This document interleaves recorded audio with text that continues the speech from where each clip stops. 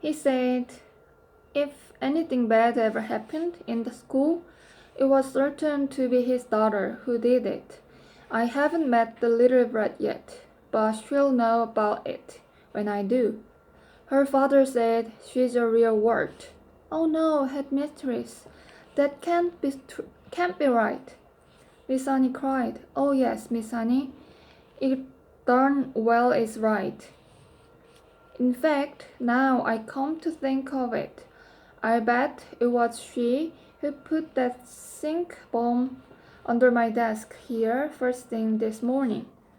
The place stank like a sewer. Of course it was her. I shall have her for that. You see if I don't. What's she look like? Nasty little worm, I'll be bound. I have discovered, Miss Honey, during my long career as a teacher, that a bad girl is a far more dangerous creature than a bad boy. What's more, they are much harder to squeeze. Squash.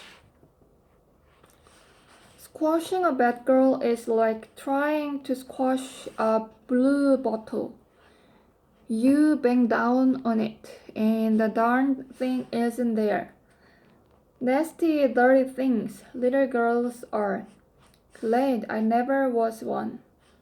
Oh, but you must have been a little girl once, headmistress. Surely you were. Not for long anyway, Miss Trunchbull barked, grinning. I became a woman very quickly. She completely off her rocker. Miss Annie told herself. She's balmy as a bedbug. Miss Annie stood resolutely before the headmistress. For once, she was not going to be browbeaten. I must tell you, headmistress, she said, that you are completely mistaken about Matilda putting a sink bomb under your desk. I am never mistaken, Miss Honey, but, headmistress, the child only arrived in school this morning and came straight to the classroom. Don't argue with me, for heaven's sake, woman. This little brute Matilda, or whatever her name is, has stink-bombed my study. There's no doubt about it. Thank you for suggesting it. But I didn't suggest it, headmistress. Of course you did. Now, what is it you want, Miss Honey? Why are you wasting my time? I came to talk about Matilda, headmistress. I have extraordinary thing to report about the child. May I please tell you what happened in class just now? I suppose she set fire to your skirt and scorched your knickers. Miss Trunchbull snorted. No, no, Miss Annie cried out. Matilda is a genius. At the mention of this word, Miss Trunchbull's face turned purple, and her whole body seemed to swell up like bullfrogs. Ah, genius! She shouted. What piffle is this you are talking, madame? You must be out of your mind. I have her father's word for it that the child is a gangster. Her father is wrong, headmistress. Don't be a twerp, Miss Honey.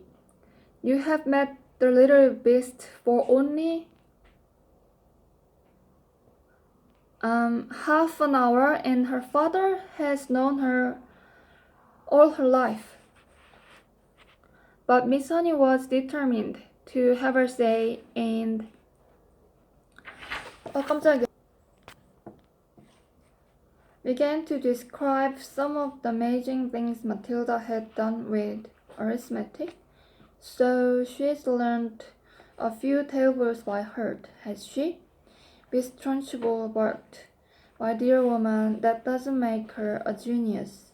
It makes her a parrot. But headmistress, she can read. So can I. Miss Trunchbull snapped. It is my opinion, Miss Honey said, that Matilda should be taken out of my form and placed immediately in the top form with the 11-year-olds. Ha! Snorted Miss Trunchbull. So you want to get rid of her, do you? So you can't handle her. So now you want to unload her onto the wretched Miss Plimsoll in the top form where she will cause even more chaos? No, cried Miss Honey. That is not my reason at all. Oh, yes it is, shouted Miss Trunchbull. I can see right through your little plot, madame, and my answer is no. Matilda stays where she is, and it is up to you to see that she behaves herself. But headmistress, please. Not another word, shouted Miss Trunchbull. And in any case, I have a rule in this school that all children remain in their own age groups, regardless of ability. Grace caught. I'm not having a little 5-year-old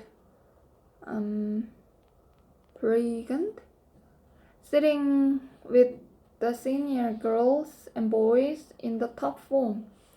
Whoever heard of such a thing? Miss Honey stood there helpless before this great red-necked giant.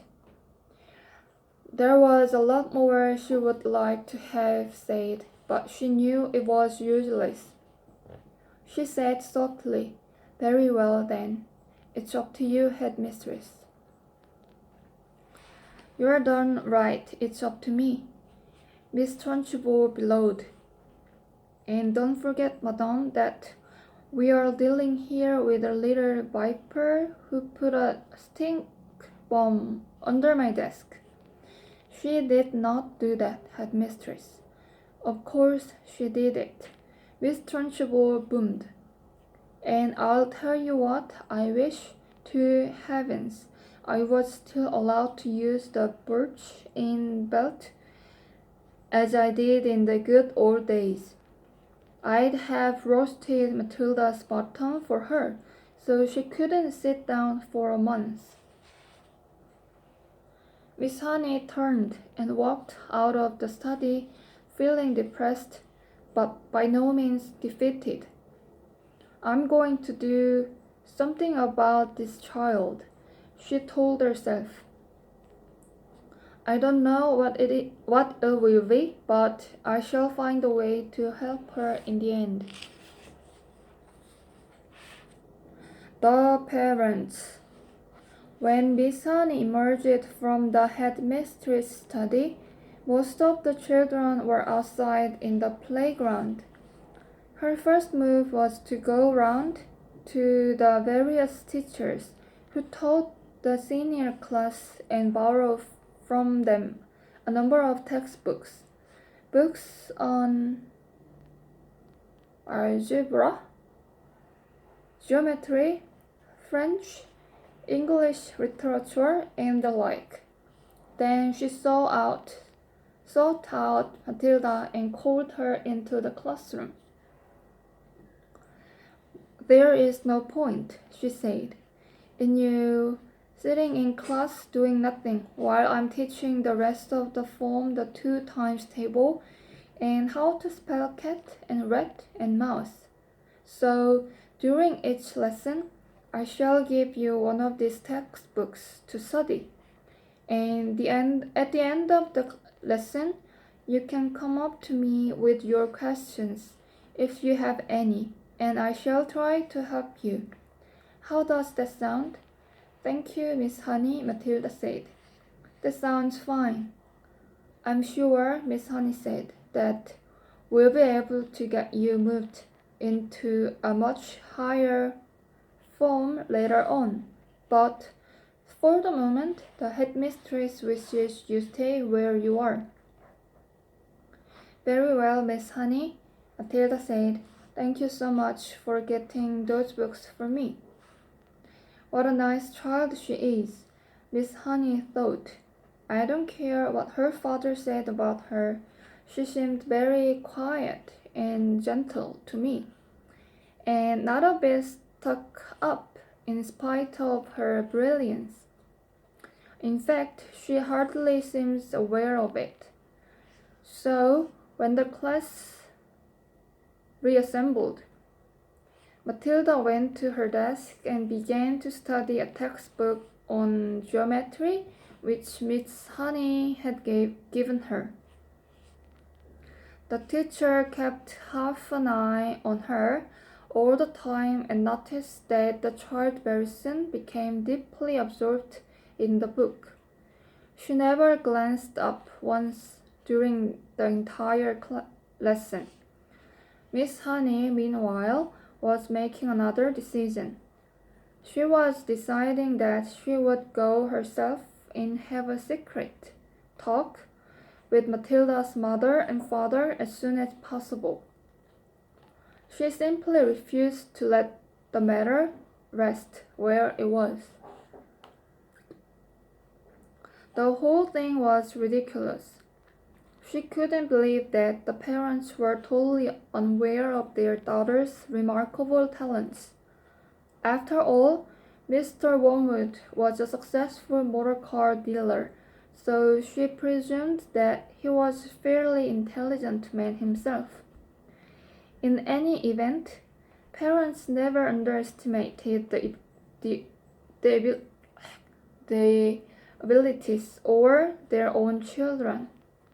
Quite the reverse.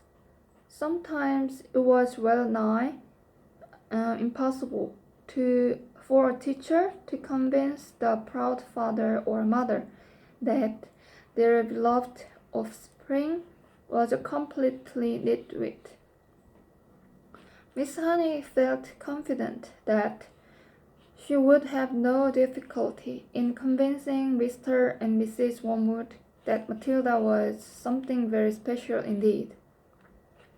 The trouble was going to be stop them from getting over-enthusiastic.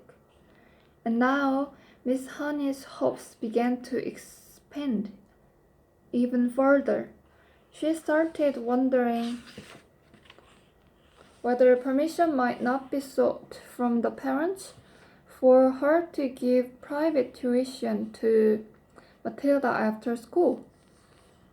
The prospect of coaching a child as bright as this appealed enormously to her professional instinct as a teacher. And suddenly she decided that she would go and call on Mr. and Mrs. Wormwood that very evening. She would go very late, between 9 and 10 o'clock, when Matilda was sure to be in bed. And that is precisely what she did. Having got the address from the school records, Miss Honey set out to walk from her own home to the Wormwood house shortly after 9. She found the house in a pleasant street where each smallish building was separated from its neighbors by a bit of garden. It was a modern brick house that could not have been cheap to buy, and the name on the gate said Cozy Nook. Nosy Cook might have been better, Miss Honey thought.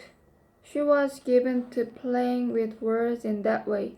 She walked up the path and rang the bell, and while she stood waiting, she could hear the television blaring inside. The door was opened by a small ratty-looking man with a thin ratty mustache who was wearing a sport coat that had an orange and red stripe in the material. Yes, he said, peering out at Miss Honey. If you are selling raffle Tickets? I don't want any.